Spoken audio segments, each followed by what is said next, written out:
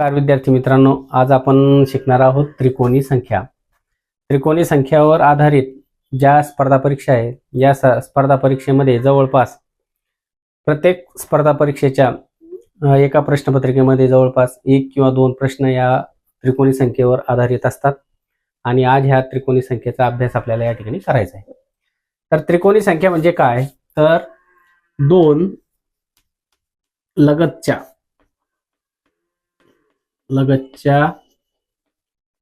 नैसर्गिक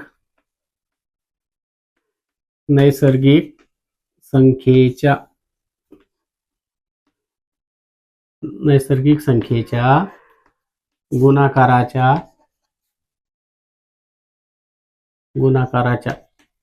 नीमपटीस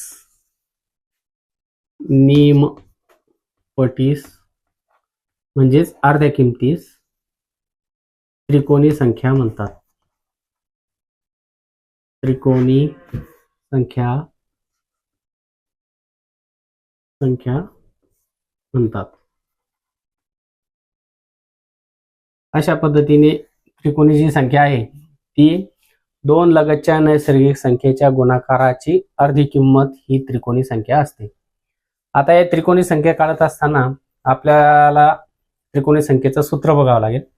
तर त्रिकोणी संख्येचं सूत्र आहे त्रिकोणी संख्या बरोबर n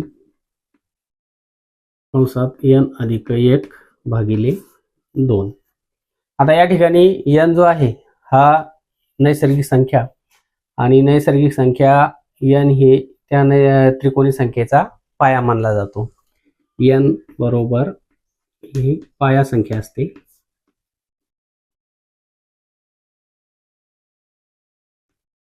आता उदाहरणार्थ आता आपल्याला काढायची आहे नैसर्गिक संख्या. तर उदाहरणार्थ समजा 1 गुणिले 2 भागिले 3.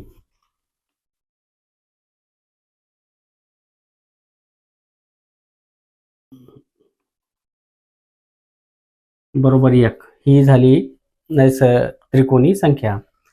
दुसरी जर काढली 2 गुणिले 3 छेद 2 बरोबर 6.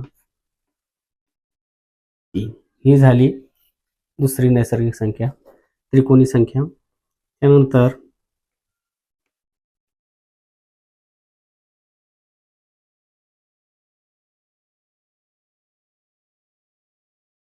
ही झाली तिसरी नैसर्गिक संख्या.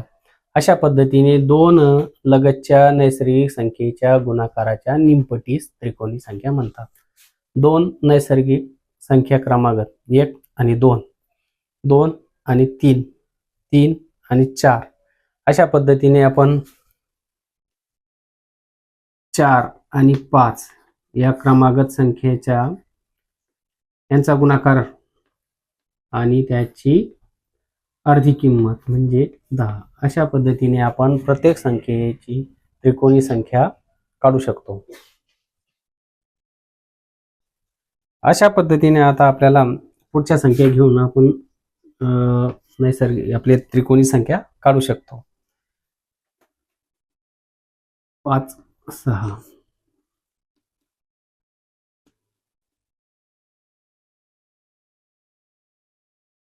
अशा पद्धतीने 15 ही त्रिकोणी संख्या आली. त्याच्यानंतर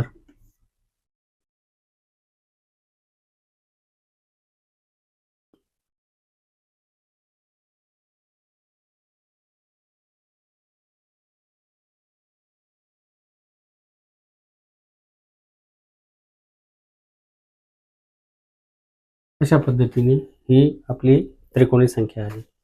त्यानंतर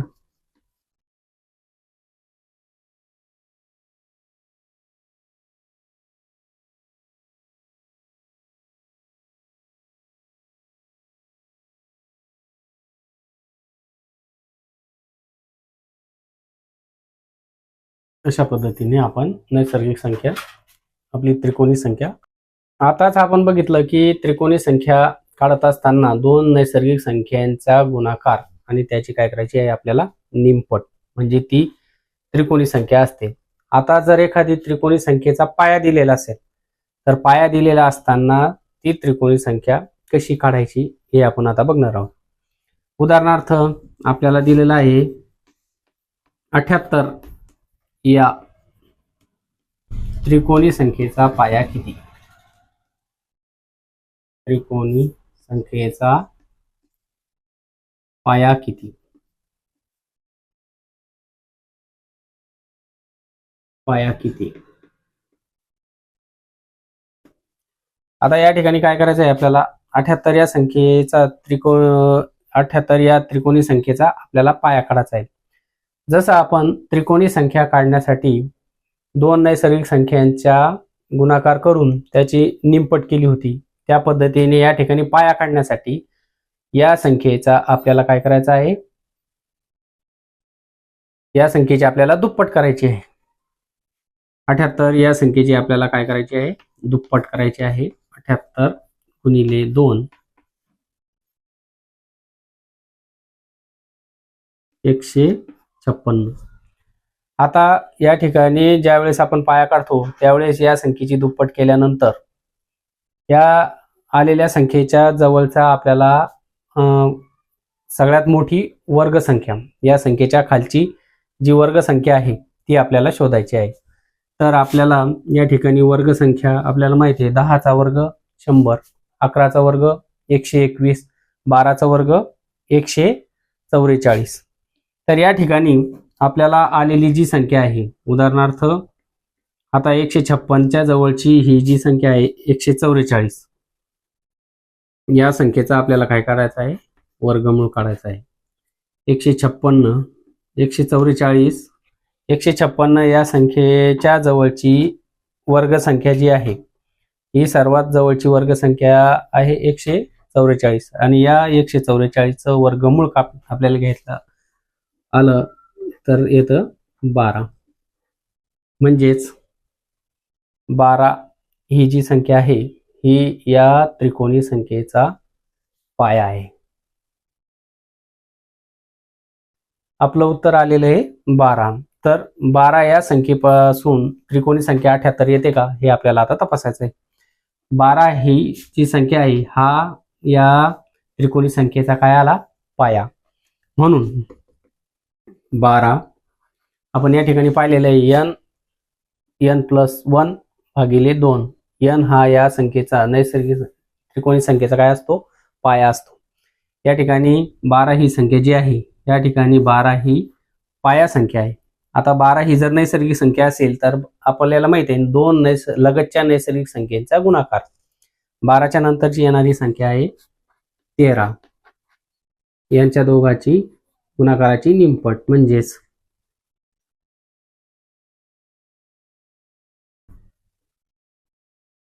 भागिले 2 बरोबर. तर अशा पद्धतीने 78 ही संख्या त्रिकोणी संख्या या ठिकाणी आपल्याला काढता येते. तर विद्यार्थी मित्रांनो, आता आपल्याला बघायचं आहे की 153 या त्रिकोणी संख्येचा पाया आपल्याला काढायचा आहे. आपण अगोदरच्या उदाहरणामध्ये काढला 78चा पाया. आता या ठिकाणी काढणार आहोत आपण 153 या त्रिकोणी संख्येचा पाया किती. तर आता आपल्याला माहिती आहे सुरुवातीला आपण काय करतो, 153 दोन नैसर्गिक संख्येच्या गुणाकाराची निमपट ही त्रिकोणी संख्या असते. आता या ठिकाणी त्रिकोणी संख्या आलेली आहे 153, याचा आपल्याला काढायचा आहे पाया. तर या ठिकाणी आपल्याला काय करायचं आहे, मग 153 याची आपल्याला करायची हे दुप्पट. 153 ची दुप्पट आपण जर केली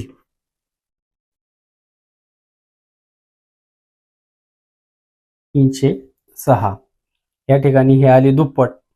आणि आता आपल्याला काय करायचं आहे, याच्या जवळची सगळ्यात मोठी वर्ग संख्या असणारी आपल्याला शोधायची. या ठिकाणी वर्ग संख्या 10चा वर्ग 100, 11चा वर्ग 121, 12चा वर्ग 144, 13चा वर्ग 169, 14चा वर्ग 196, 15चा वर्ग 225, 16चा वर्ग, 256, 17चा वर्ग,